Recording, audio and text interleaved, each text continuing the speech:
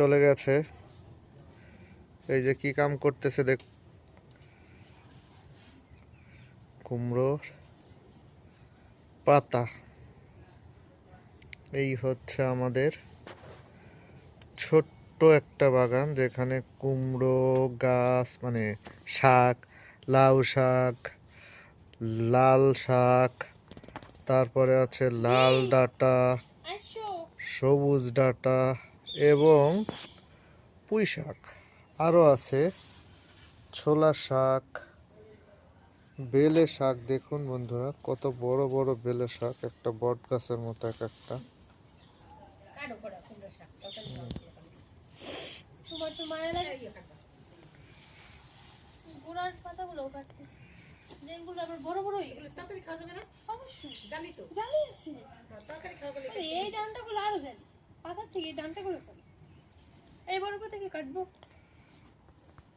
আরে আমার ফুল গাছে, গোবিন্দ সভা ফুল গাছে পা লেগে গেছে।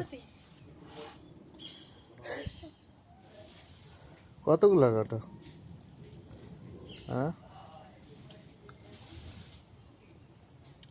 আমাদের ওই পাশের বাগানগুলো তো আপনাদের দেখানো হয়নি এখনো, কয়েকদিন পরে দেখাবো। কেবল কচু গাছগুলো লাগিয়েছি, কিছু গজিয়েছে আর কিছু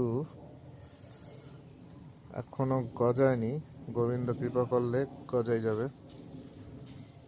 তখন আপনারা দেখতে পাবেন। দেখুন বন্ধুরা, ফ্রান্সের মতো জায়গায় 4 তলার উপরে এত সুন্দর একটা বাগান, তাও সবজি ক্ষেত যাকে বলে, কত ভালো লাগে বলুন। আছে টমেটো, এই দেখুন টমেটো গাছ আমাদের, এই টমেটো গাছ। ওই যে আমার মিসেস গেছেন, এই যে টমেটো গাছ, অভাব নেই, এত পরিমাণে হয়েছে যে এখানে দেখুন, একদম এইখান থেকে শুরু।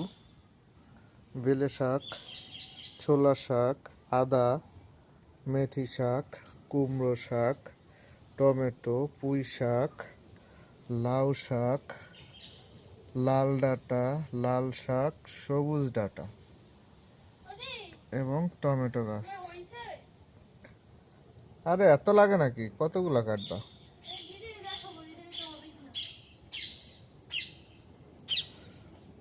দীপা,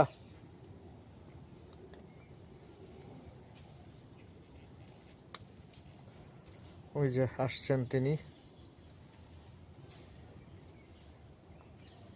সাবধানে পাহাড়িয়ে। এই এই যে যেটা লাউ কুমড়ার যেটা পরাগায়ন করে দিছিলা, সেটা কি আছে ঠিকঠাক? হবে কুমড়োটা? হুম।